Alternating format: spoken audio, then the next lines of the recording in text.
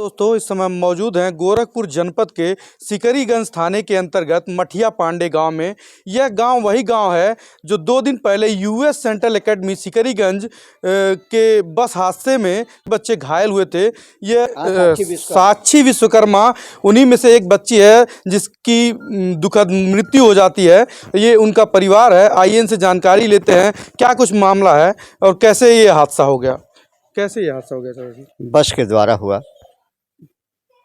पूरा कितने बजे तक यहाँ तक बस आता है? क्या 8 बजे, कभी 8:20 पर आती थी, कभी 8 बजे आ जाता है बस। तो इसमें किसको दोषी मानते हैं आप?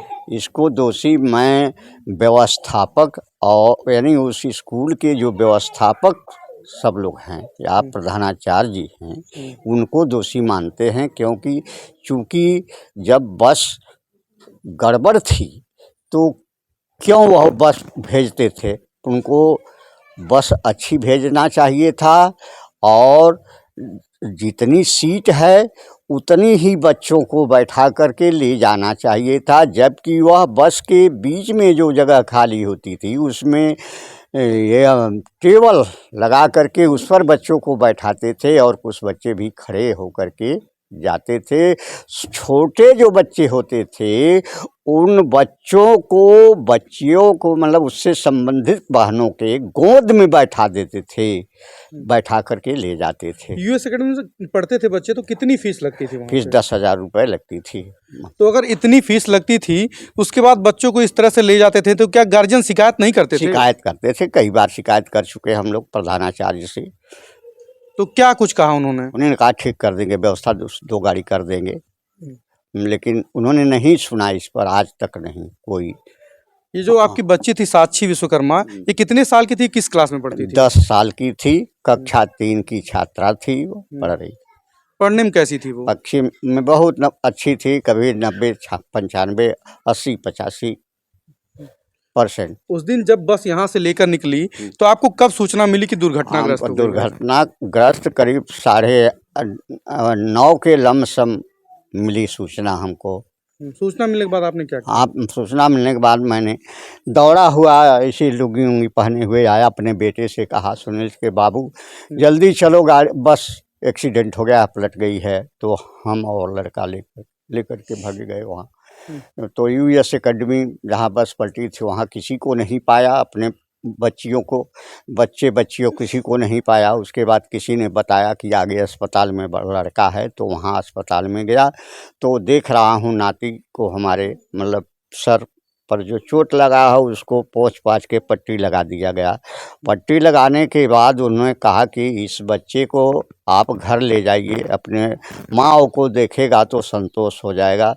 तो उसके तुरंत ही उरुआ अस्पताल से किसी ने फ़ोन किया कि आप कहाँ हैं, जल्दी आइए, आपकी बच्ची सीरियस है। जबकि वह ऑन स्पॉट गई थी यहीं पर हुआ। लेकिन उसके बाद जब हमने बालक से अपने कहा कि तुम जाओ, हम इसको लेकर के जा रहे हैं और अभी हम आ रहे हैं, और तब तक वहाँ लड़का पहुँचा ही नहीं। उसके पहले लेकर के ये लोग या बोले कि डॉक्टर ने रिफ़र कर दिया, तो ले जा कर के सदर में मर्चरी में इन्होंने सुता दिया था ऐसे। तो क्या विद्यालय प्रशासन से कुछ लोग आपके घर आए या वहाँ पर? कोई नहीं साहब, कोई नहीं, कोई किसी प्रकार की बातचीत नहीं, किसी ने कोई अपना दर्शन नहीं दिया। विद्यालय प्रशासन द्वारा एक लेटर जारी किया जाता है ग्रुप में और कहा जाता है कि जो बच्चे घायल हुए हैं उनको 25,000 रुपये और जिन बच्चों की मृत्यु हुई है उनको 2 लाख रुपए का मुआवजा दिया जाएगा। इस संबंध में क्या कोई अधिकारी या विद्यालय प्रशासन द्वारा आपसे मिलने आए कोई लोग? कोई नहीं आया।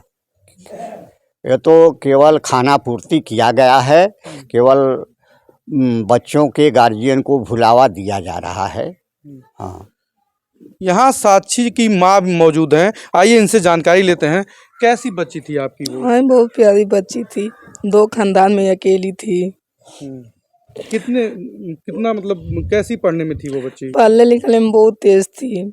क्या उम्मीदें थी अपनी बच्ची से आपको? उम्मीद तो बहुत लगाए थे उससे, पढ़ लिख के उसको हम कुछ बनाना चाहते थे। हम तो नहीं पढ़े लिखे थे, बाकी हम सोचे अपने बच्ची को अच्छा स्कूल में डालेंगे तो अच्छा पढ़ाई होगा, अच्छा उम्मीद करेंगे, अच्छा शिक्षा देंगे, अच्छा ऊपर जाएगी, कुछ लायक हो जाएगी, जनता का सेवा करेगी, हमारी बच्ची हमको धोखा दे दी। तो विद्यालय प्रशासन द्वारा कोई आपसे मिलने नहीं आया? कोई नहीं आया, मेरी बच्ची चल गई, कोई नहीं वहाँ से आया।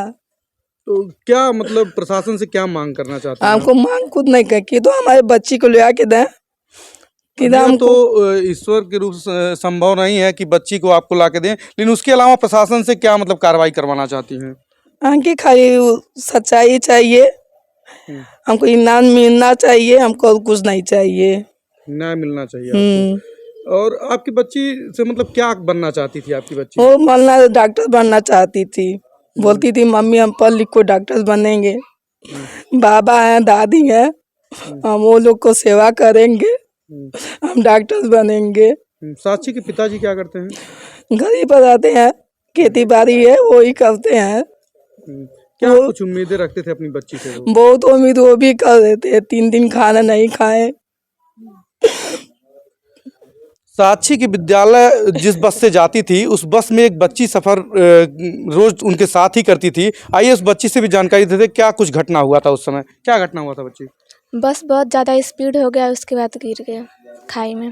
तो ऐसे क्या पहले भी कुछ दुर्घटना हुई थी उस बस द्वारा? हाँ 2 बार हुआ था। और रास्ते में हमेशा खराब हो जाता था बस, हमेशा। तो विद्यालय प्रशासन द्वारा कोई कार्रवाई नहीं की जाती थी? नहीं, सब बच्चे बोलते थे, कहते थे हो जाएगा हो जाएगा। उस दिन जब आप लोग बस से निकले कितने बजे निकले आप? 8:05 पे आया उस दिन बस। तो फिर कैसे दुर्घटनाग्रस्त हो गई बस? बस अपने आप स्पीड हो गया उसी वजह से। तो बस अपने बाईं साइड से चलता है, बस जाके गिरता दाहिने उधर। साइड गिरा तो कैसे मतलब उस साइड चला गया? अपने आप चला गया। तो जो ड्राइव कर रहे थे वो एक्सीडेंट होने के बाद वो कहाँ गए? वो तुरंत भाग गए सबको छोड़ के। कितने बच्चे उस सवार थे उस गाड़ी में? 30-40 थे। और कितने बच्चे लगभग घायल हो गए? 20 से ज़्यादा ही होंगे। किस क्लास में पढ़ती हो आप? 11th में। क्या नाम है आपका? दिव्या विश्वकर्मा। तो आपने देखा था ये दिव्या विश्वकर्मा ये चश्मदीद गवाह है, उसी बस में सफ़र कर रही थी। पूरा मामला यह है कि 22 दिसंबर को यूएस सेंट्रल एकेडमी सिकरीगंज में के स्कूल पहुंचने से 100 मीटर पहले ही बस दुर्घटनाग्रस्त हो जाती है और उसमें 2 बच्चियों की दर्द।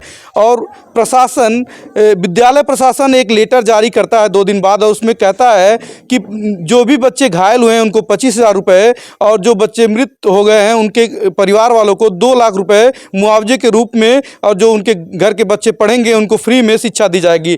लेकिन अभी तक विद्यालय प्रशासन द्वारा उनके घर पर न तो किसी से मिला गया है न तो उनको कोई आश्वासन दिया गया है। इसी तरह के न्यूज़ के लिए बने रहे हमारे चैनल पे। मिलते हैं नई वीडियो में नई खबर के साथ, तब तक के लिए नमस्कार।